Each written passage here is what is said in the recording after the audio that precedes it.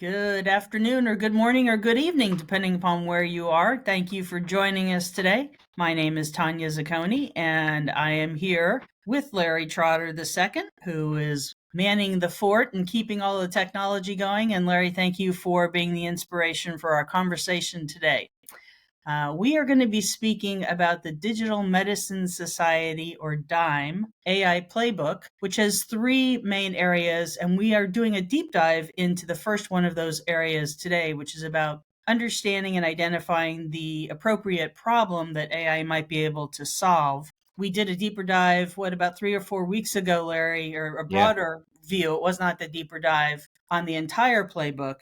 And we're really inspired by the reflection and the comments and the feedback from that, so that today we're going to do the first section. And then in 2 weeks on December 9th at the same time, we're going to dive into the second section of the playbook. And then at another date, which we will put out there for folks, we'll take the third section.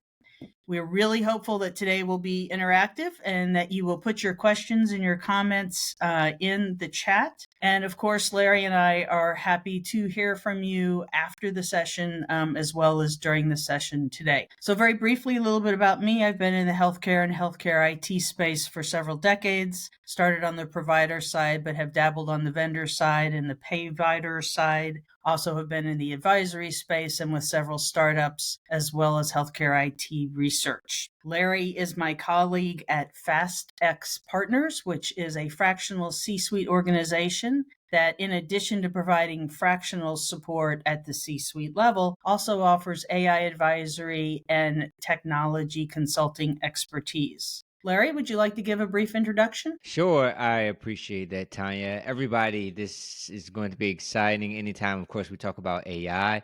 But yes, my name is Larry Charter. I'm the founder of Inherent Security and also a FastX partner associate. And my company focuses on health tech companies, helping them with cybersecurity and compliance. Glad to be here, Tanya. Excellent.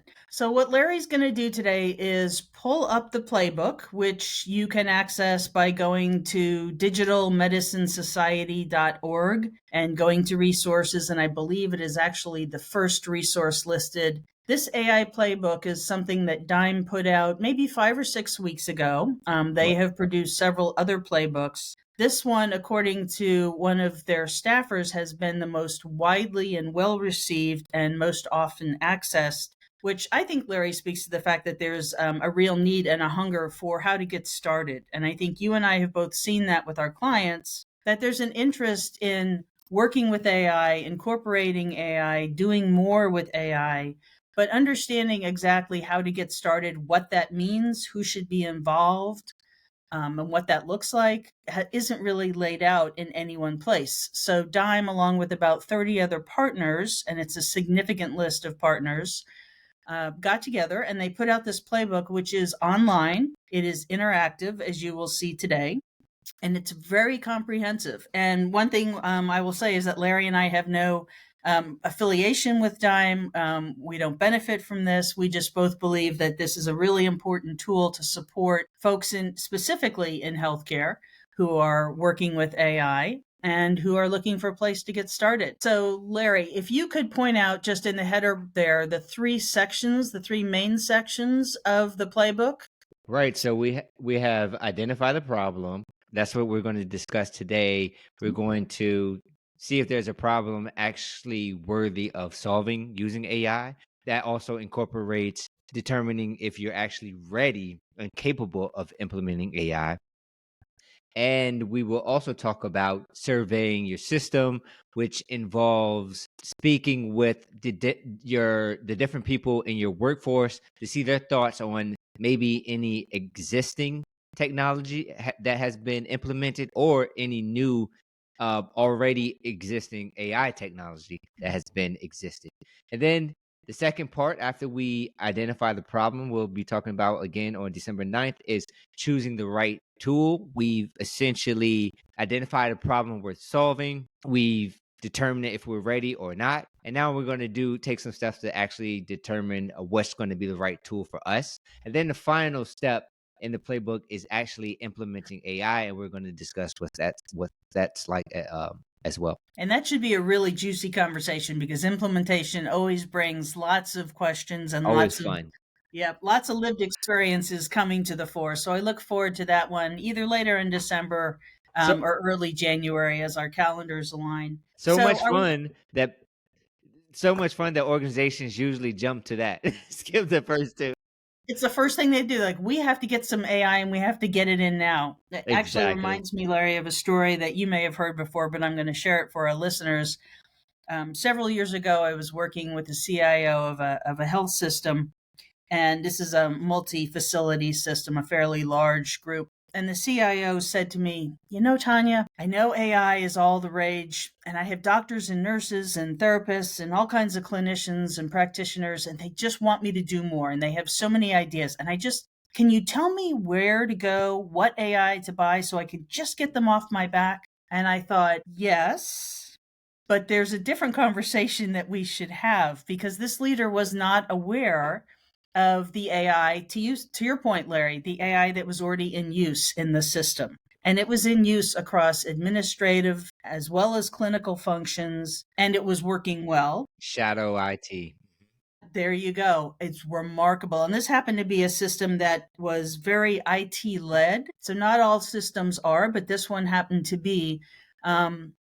But it was an interesting conversation. And I will say, within a month of working with our organization, that leader was able to get up in front of their IT department, which was several hundred strong, and provide a very compelling presentation on what AI is, how it's currently being used, what the opportunities are, and what their process was going to be for vetting those different ideas, because folks were just lining up at the door with, "I have this great tool and I have to have it now for my department or my team or my division." So we understand there is a lot of interest in AI. You can't not be interested in AI, like it or lump it, but it is here to stay. And I think it's really important for those of us in the space, whether we are clinical, we are technical, we are a patient, we are a provider, we're on the payer side, we're making policy, whatever our stakeholder role might be, to understand what it is and what it isn't and how we can be a part of the process, because there is a role for each one of us to play.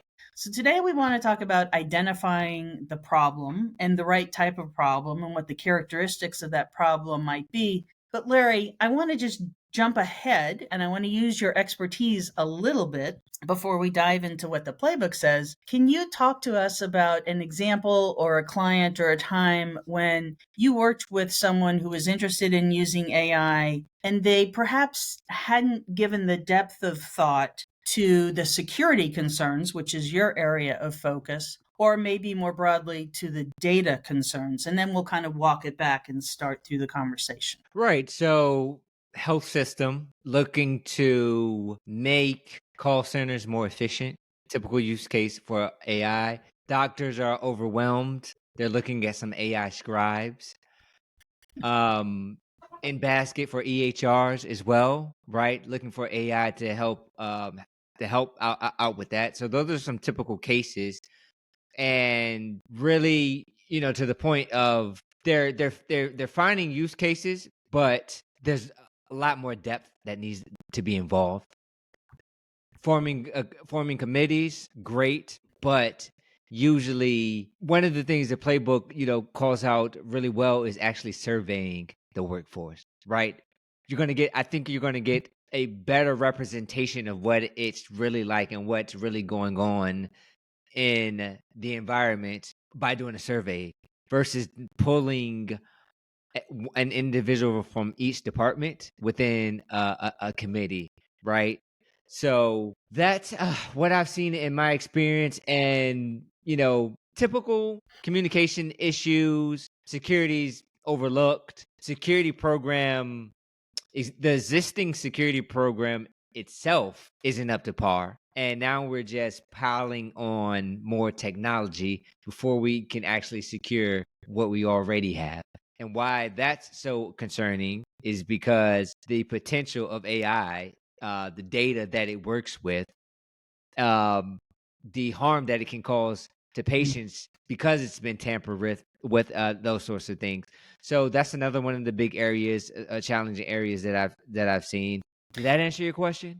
It does, and that's great, Larry, because for me as an operations professional, I think about that in terms of risk, right? And we Exactly. both know that there are healthcare professionals out there who say, well, if I can't get through, the particular firewalls in my system within my organization, I'll just use my phone and I'll pull up, insert the name of your Yeah. AI bot of choice, or your LLM of choice. And we all know that that can be incredibly problematic, right? Right. Especially if for any reason, goodness forbid, there's PHI or PII involved. But that's a good specific discussion of security, and I think that's really important because it's one of the many concerns that people have to take into account when they begin the journey of AI. And I think all healthcare organizations, or most healthcare organizations, are interested in understanding where they are on some maturity curve. One of the things that DIME's AI Playbook does is allows you to answer questions interactively. Most often they're yes, no, or on a Likert scale of 1 to 5. And then you will immediately be able to generate results that give you feedback. So Right. if you happen to be out there and you're watching live, feel free to go to the link and follow along and answer the questions that are asked, and you'll have immediate feedback. And then one of the things that I think is really wonderful about this playbook, it's a primer for folks. It's a place to help you either get started or advance where you are. And most organizations have folks who can support that internally. It may be a process improvement group. It may be someone specifically within an AI or data governance or health tech community or council. But if you need folks externally, you can turn to the folks at DIME, you can turn to Larry and I. There are countless consultants and advisors who will help you out, whether you're at the early stages of strategy or you're actually diving into these deeper questions about, well, what does a problem really look like that I should be solving? Or you've gone past all of that and now you're at the point of, okay, we have actually vetted all of our issues. We've found vendors. And Larry, I'm going to come back to you to talk about vendors and the criteria evaluation tool in just a minute. And they're ready for implementation. And maybe what you need is someone to guide you at that point. So this is a great place to get started. And I know that one of the tools that is here that Larry touched on within this first section is this readiness, organizational readiness. This is to help the organization determine where you are and the different categories that you should be concerned about. And you can see as Larry's scrolling through them, these are yes, no. They may not be simple, right?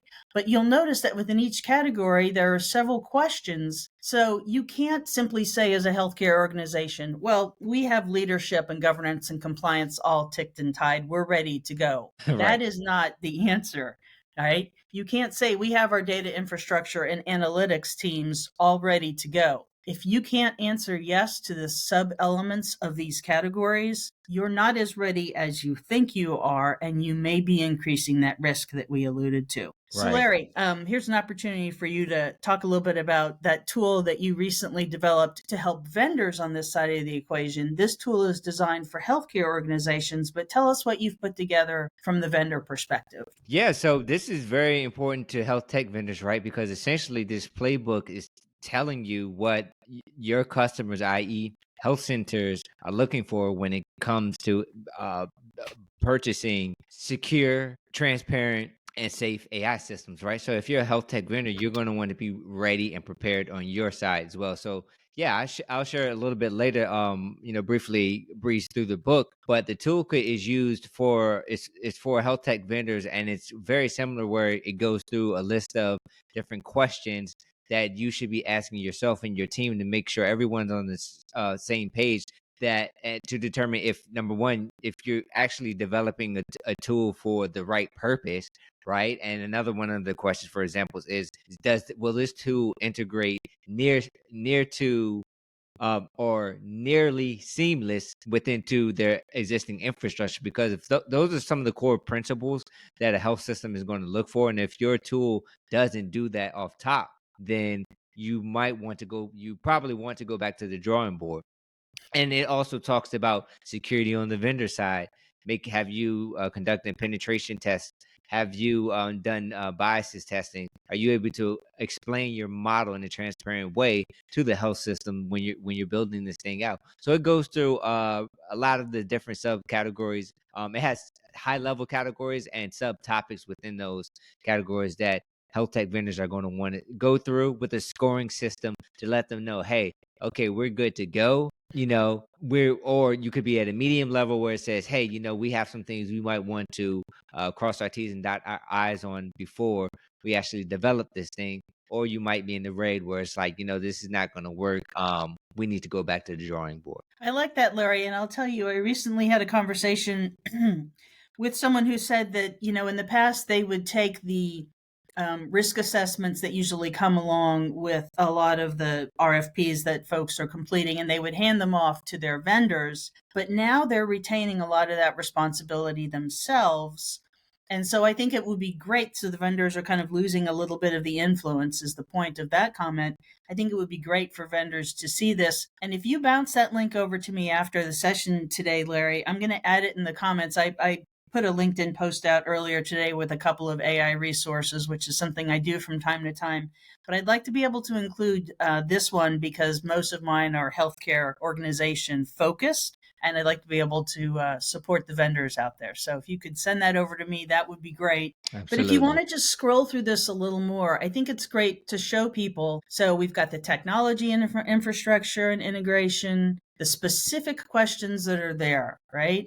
The workforce development. So Larry said early on to talk to folks, to have representation from each of the departments and divisions and teams. The DIME playbook is really clear that you start by listening. And to do that, they have a survey, and we can go through that in a minute. But they want you to get buy-in from the folks who are going to be impacted early. And that means the end users. They're not Right. necessarily the decision makers, right? But Right. they're the folks who are going to be impacted by this change, hopefully positively. And it's important to understand from them what their concerns are, what their suggestions are, right? And incorporate them into a part of this change management. And then, is there more Right. after that fifth item, Larry? And there's just one thing I wanted to, Yeah. touch on as far as workforce development, because they're the ones, as Tanya mentioned, right? They're essentially who the tools are going to be for. And they probably have, before even AI, we have IoT that's been out for, a few years now. And I'm sure some of the problems that physicians, clinicians experienced with that are likely going to occur again when it comes to AI. So when you get the workforce involved in the very early stages and understand some of those challenges, you can leverage that going forward with the AI implementation to help make things a lot more smoother, and you'll get more buy-in from the end users as well. Because at the end of the day, this is all a collaborative effort, and one group shouldn't have the say so over another. Because what you're going to end up with, if you go the latter route, is a tool that was very expensive. It took a lot of time and resources, and now no one uses it. Seen it all the time, seen it way too many times. So again, it's a very collaborative effort. And I think we're hearing a lot about that, right, Larry, in the out on social media, how the AI ROI is not necessarily as obvious to folks. Yeah, And I think you're right. It's because they rushed right to the implementation, right? So they right. jumped right to well, let's get it done without doing the legwork, understanding if their organization is ready or understanding if their team is ready, understanding if they have all of what they need in place from policies and procedures to monitoring post implementation plan, right? This is not about get it in, flip the switch, and walk away. Not at And all. that has an impact on the people and on the data and on the finances and so much more. And there we go. There's the ROI as one of those categories down there. And when I want to hone in on clinical integration and implementation, because you can't do that essentially without the workforce development and change management, or getting your workforce involved, right? Making it a collaborative effort. And this, by far, I can tell you, as someone who essentially LinkedIn is my second home, right? How often I hear from physicians and clinicians about integrating new health tech products, and it just disrupting their workflow, and it's not efficient, and they write them off, from within 24 hours. So this is very, very important for health tech vendors. If your product is not able to integrate in a, again, nearly seamless fashion, you're going to receive a lot of resistance because they do not want change into what they're currently doing. They want you to be able to adapt to their workflows.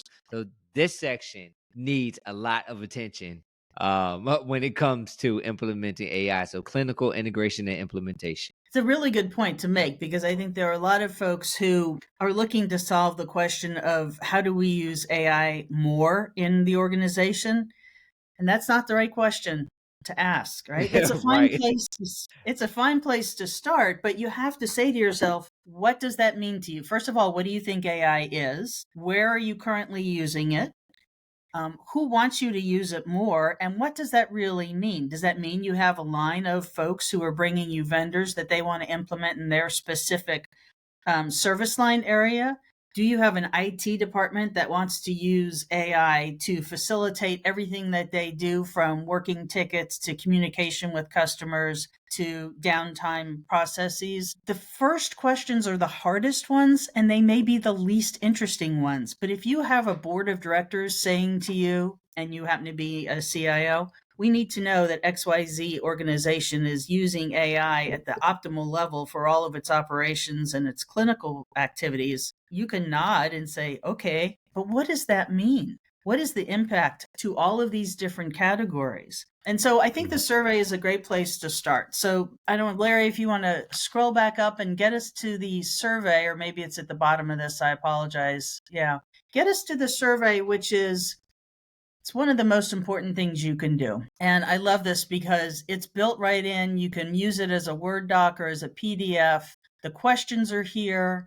And there's some flexibility in the answers. There are probably some places you can change it. Again, this playbook is not intended as the beginning and the end. It is something to help you get started. You can certainly modify it in ways that work better for you, but you can see that they primarily break the roles down into 4 or 5 large areas. And And if your particular healthcare organization is smaller and maybe there's not as, there's more overlap, there are fewer categories and they cross over, that's fine. This is and intended to help you ask questions that are going to be helpful. Lemery, let me put a question to you. Why are we even talking about what the right questions are? Like, why does it matter if you identify the right question? Isn't the use of AI in any way a good thing in healthcare? no, absolutely not. It's definitely not any use case. It's not going to be used. It shouldn't be leveraged for any use case, right? It could. Now, each one of those use cases could be relevant for AI, but I'm gonna tell you why I wouldn't suggest going that route. It's AI is still new. It's really still in the infancy stages. It's just going at such a rapid rate. I think individuals think it's more, makes it seem that rapid rate makes it seems like it's more mature than it actually is. And I say that because what you want to do, no matter if you have 5 legitimate use cases of AI, you want to start off with the one that's going to have the least amount of risk to your organization, right? Because whatever blowback you get from that, and I'm sure you will, you don't want to do that. You don't want to have that on uh, uh, AI tool that is helping someone, a physician out with surgery or something of that sort. You don't want to use it, even if it's a legitimate use case. You want to start with the very low risk use cases, work the bugs out, not only from a technical perspective, not only from a cybersecurity perspective, not only from a AI governance perspective, but what about operational perspective, right? To make sure that it's working efficiently for the workforce as well. And this is one thing I like about this document, this pro tip right here. If you Mm-hmm. want honest answers, pair the survey with a strong message from leadership emphasizing its purpose and confidentiality. And what I really like about this is how they hone in on leadership. Let me tell you why. A few years ago, I was studying for some cybersecurity certification, and there was a group of us on the phone, and one of the individuals asked the instructor, how do you shift the culture when it comes to cybersecurity? Because it's a culture shift.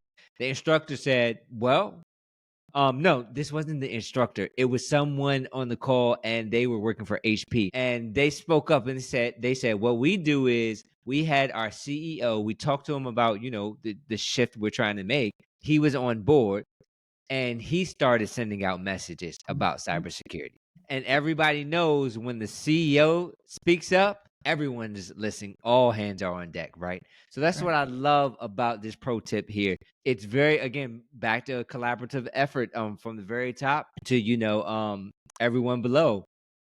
Having everybody on the same page and having that leadership support is very, very important when it comes to this. And again, when the CEO speaks, everyone listens. Yeah, Larry, when you say that, it reminds me of the concept of sponsorship in a project. And being an Exactly. executive sponsor or being an operational sponsor is more than simply signing off on certain documents and checking in when the budget rolls around. It's Right. really about doing exactly what you said, being in front, being out loud, publicly endorsing, and really encouraging the team. And it makes a huge difference. And to that point, I read something this morning on LinkedIn about former Humana CEO Bruce Broussard, who used to start every week by sending his team an email to get everyone off on the right foot.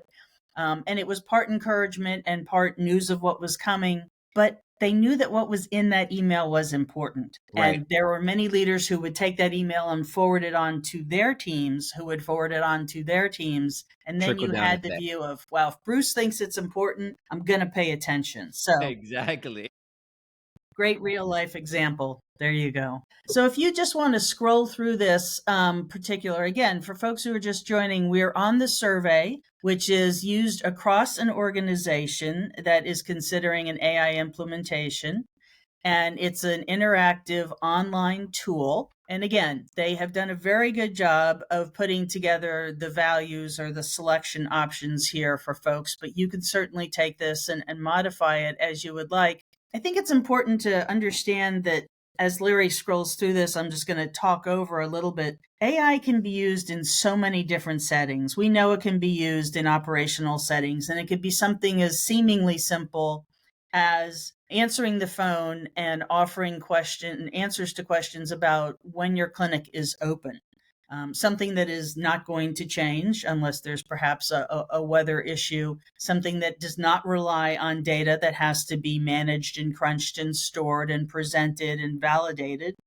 And then you can have the humans involved in other points throughout the process. We know that AI can be involved in, as Larry said, robot assisted surgeries or procedures. Happens all the time, has been happening for decades now, but we didn't necessarily refer to it as artificial intelligence until the last couple of years when generative AI really came into the public view in November 22. So I think you have to know what's driving your question. Are you looking for a problem that is the problem you're trying to solve one that has a repetitive task? And is that repetitive task perhaps something that could be done by a machine or by a computer? You could also ask if there are data to support it. So, in the example of using predictive analytics to help identify patients who might be likely to either fall into a particular category or have need for specific services, you need a lot of data to be able to do that type of work, which we've also been doing in healthcare for decades. And that was a big part of what underpinned population health. But And I want to mention Mhm. one thing, Tanya, really Sure. quick, because we're talking about, again, where it makes sense to use it. And the Hmm. first thing that comes to mind is where AI, in my opinion, let me know if I'm wrong, I'm assuming here, where it could be looked at as an AI use case, but it's really not. When I go to the doctor, I'm already signed up for within my health portal, right? I schedule a call, a meeting. It's scheduled. I get my calendar invites through my portal, et cetera, to my email, which has it syncs with my email.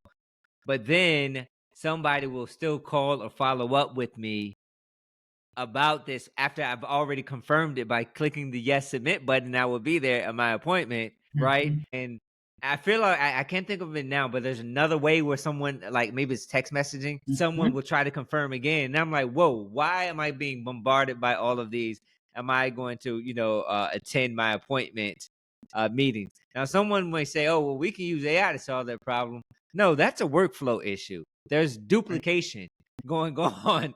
And you just need to remove the duplication out, and and it makes it more seamless and not as much as an annoyance when it comes to scheduling. So I just wanted to throw that out there because I Mhm. feel like that's a use case where the new shiny object syndrome about AI might be brought up, within internal meetings to use it, but really that could be that's just a automation problem that needs to be tweaked. It's interesting, Larry, because I think you point to something that is important in this conversation, which is that people have to figure out what will look different after they apply AI or use a different technology. And it's in that, well, what looks different down the road than future state, current state? And maybe AI isn't the right answer. So for me, I always like to define AI, and for me, a definition that feels comfortable. And again, everyone has their own, but for me, the definition of AI that I like is an activity that is typically performed by a human that could be performed by a computer. Now, that can be a tool, a technology, what have you, but that runs the gamut and it's very broad. And I think you are right. There are certainly times when you look at, well, what do you want to be different? What you described was a different patient outcome, right? Patient satisfaction that's different. And that doesn't necessarily require AI. Perhaps the operations team is not aware that they have 2 or 3 or 4 verification processes occurring. They just know that you said yes, but they may not be aware that you said yes 2 or 3 or 4 times. So Exactly. it's a good place to start. So then if you are filling this out live, you will click on this end of survey and you're going to have some results that are generated for you. But I think it's really important to start here. DIME absolutely encourages this. You want to understand where your teams are coming from, and that's kind of across the board within the space that you want to implement. You're not going to, send a survey out to 10 or 20 or 30 or 90,000 employees if you're implementing it specifically within the revenue cycle management team, but specific to the work that you're doing. Defining your problem means understanding how things look differently, what those workflows are, to Larry's point, and then thinking about some of those risks. How much data are involved? How broad is the team? The vendor's contract, could it be something that is on the shorter end, or do you need to sign a larger contract? And what happens if this doesn't work? What is your implementation plan? What is your post implementation, your monitoring, and your maintenance plan look like? So here you go. These are the considerations to think about. How will you measure what that looks like post versus pre? Who's impacted? What are those workflows? And so on. I think if you expand that next one, Larry, to pinpoint what's actually worth solving, this is kind of in a nutshell the point of our conversation today for folks. So looking at your audience, the clinical, the strategy, and clinical priorities. Where are you going to be able to make the most meaningful impact? What does meaningful impact mean, and to whom? Is that a clinical outcome that you're trying to drive the needle on? Or is it something financial? Or is it something patient related? Or perhaps it's something from a regulatory perspective, right? A quality issue. You've got your workflow, you've got your data gaps, and as you scroll on down a little, and Larry, feel free to jump in here with any additional comments on these. I'm just trying to hit the high level because I know we're coming up against time here. So this innovation mindset is an interesting one, and I certainly see this a lot in academic medical centers, perhaps a little bit less so in Mm. smaller organizations just because they have fewer time and resources and energy to be able to dedicate to innovation and doing things differently for the sake of. But I once had someone explain to me very long time ago the use of what is called many different things. I know it is the Eisenhower matrix, which is a 2 by 2 matrix where you have urgent and important and high and low in the 4 quadrants. And it's usually used for decision making tool, but it can also aid as a first cut at which problems to solve.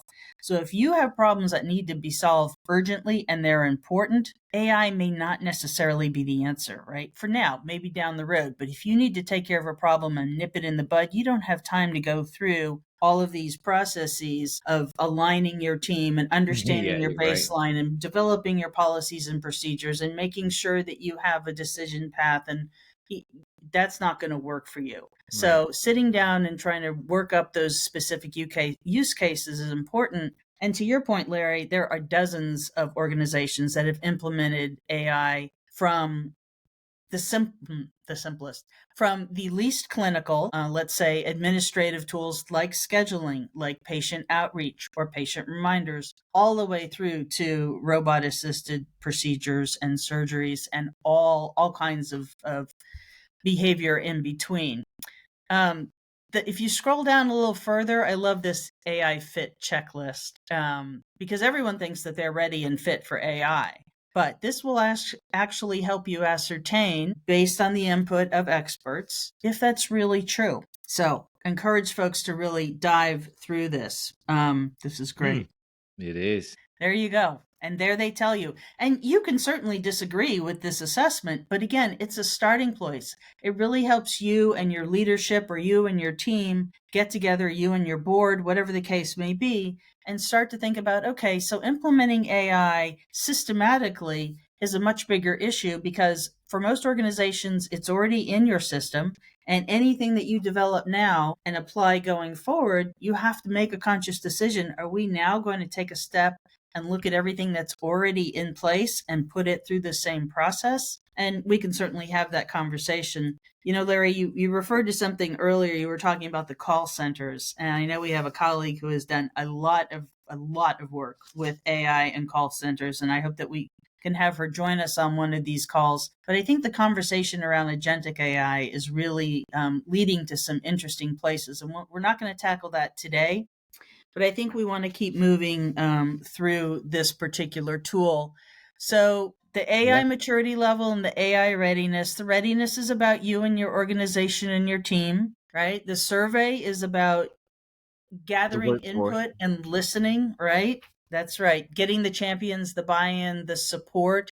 And that's true of any implementation that you're considering, whether it's AI related or not. It's really about change and how that is managed or governed. And then the maturity level, this is a tool that really helps place you relative to other organizations. And I love this visually. It can be a lot, but it's nice because it shows you the interdependence of each of these factors on each other. The directionality and the interdependence. It can be a lot, but it can also be helpful for long-term planning. All right. So Larry, what are we missing in this conversation, and what questions do folks have, or do you have, that you think we need to make sure we address? We talked about a little bit. We talked about security a little bit. And you know how I feel about that. It's been sprinkled within the playbook, but I think it definitely needs a section of itself. You see it in AI governance, new risk strategies or whatever, but again, it's sprinkled, but it's something that needs its own attention or its own category, if you will, within governance, but not to confuse that with AI governance itself, right? When we talk about AI governance, we're essentially the majority of the time talking about bias testing, training, how the model is being trained, making sure that it's accurate, that sort of thing. But when we're talking about security, we're actually talking about gatekeeping the data, protecting the model from manipulation, making sure the integrity of that data is the same, making sure that data doesn't leave the model, make sure the model itself, that proprietary information isn't stolen. So security is definitely another huge aspect when it comes to this. It's the consequences of not doing it is not just going to come from using AI governance. If the model isn't secured, then unintentionally or intentionally, it can be manipulated and altered as well, and And we causes have seen more some consequences. Yeah, we have seen some interesting stories about that come out just in the last few weeks. I will say that I think it's really important to try and distill this for folks who've joined us today. And so I'm going to do this more off the top of my head than with a predefined list. So please jump in and join me, Larry. But I think when folks are thinking about how to choose the right problem when it comes to AI, they have to figure out what looks different between current state and future state. It has to be measurable and specific, right? It's not Right. just we are using AI. It has to be specific to to a service line and to a team and to something that should be different and that has value. You don't want to automate, and you don't want to introduce AI to a part of the process that maybe doesn't even belong there anymore. So that's the first component. I think another component, and you've spoken about this eloquently, Larry, is the risk. What are the risks to the team, to the patient, to the system, etc.? So risk is absolutely something, and broadly, right? That's a broad term. Absolutely. And my final words would be, this is the most important phase of adopting AI, making sure you're ready, because a lot of organizations don't want to hear this, but a lot are not ready when it comes to this. It's not only a internal challenge. Usually with these tools, it's going to require more resources, and I mean more people who know how to manage them. So we're not just talking about clinical workflows. We're actually talking about increasing your workforce. So again, it's this is the most important part of adopting AI. Making sure that the use case is valid, you're solving the right problem, you're going to have ROI on that problem, and whatever use case that you think is going to provide you the biggest bang for your buck, if you will, to make sure that it integrates easily within your existing workflow. So that's going to be a consideration too. And my biggest thing is collaboration, collaboration, collaboration, making sure everybody is involved there, understanding what directions you're heading towards, not just committees that you're forming, but also the end users who are going to be using it. Otherwise, you're just going to be buying solutions that are going to be shelved and collecting dust if everyone's not on the same page. I think that's a great way to end, Larry, because it really answers the question of why bother identifying the right problem to be solved, because otherwise you're going to, exactly that quote that you had about, you're going to have tools that are implemented that are collecting dust. So wonderful way to wrap it up. Thank you everyone for joining us. Please come back in 2 weeks where we're going to tackle part 2, which is around identifying the right vendor, if that is the direction you're going, to help you with this. And Larry, I'll let you close it out. Yeah, everyone, thanks for joining again. December 9th, we'll be doing part 2. I'm going to drop my health tech AI readiness toolkit, and I believe Tanya is going to be providing some links as well to the DIME playbook and perhaps some other resources. But again, everybody, thanks for joining, and we'll see you next time. Take care, everyone.